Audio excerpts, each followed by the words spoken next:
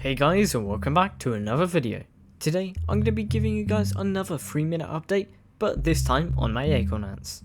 These guys are a genus of Temnophorax. Unfortunately though, I don't know the species, as well most Temnophorax colonies are wild caught. It all started 11 months ago when I went to the Great Ant exhibition in Bristol. I got the colony because, well, I've always wanted acorn ants, and when I saw them in person I just fell in love. Although they are actually slightly bigger than I expected them to be. As well, they may look small, but they're roughly the size of a Lasius, which actually quite surprised me.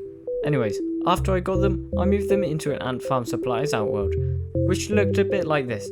This is the second version, so obviously it's better, but it was basically just this. They were in there for quite a while, around 5 to 6 months, but after that time had passed, it was time for them to get a new outworld.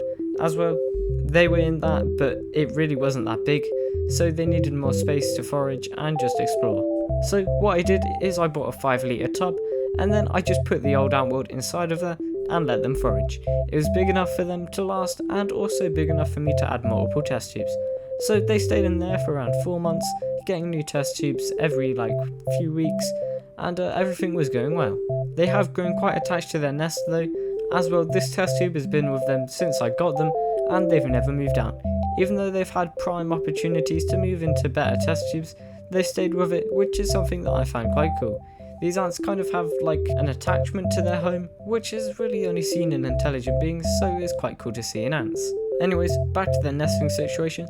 They were in there for around 4 months, but then I decided as soon as I got those Wakushi Lunapods and did the review on them 2 weeks ago, that they were just perfect for these guys. I mean, in the time that I've had them, which is basically a year now, they've not even grown. They've stayed the same size, and they've thrived, but they haven't really grown out of their test tube. So what I've decided to do is move them into a Wakushi Lunapod. As well, it's the perfect size for them, and it can fit another test tube, so I can just keep refilling it. Now, I'm not really an expert on acorn ants, as there's really not been too much research done on them, well, at least compared to other species, and mostly because a lot of the colonies that people keep are wild caught and not raised from a queen. But I'm assuming that these guys should start getting elates anywhere from a year or 2 from now. I'm not really sure though, as well, they haven't really gotten to that size. I mean, I have been feeding them about a mealworm every 2 days, which for this size of a colony is quite a lot. I mean, look at them, they're basically the size of a mealworm altogether. And they've also been getting their sugars, so they've got enough carbohydrates. But I'm assuming it's only just a matter of time before they grow into a thriving colony and start producing elates. But that's it for this week. Don't forget to like and subscribe. Thank you guys so much for watching, and I'll see you in the next one. Later!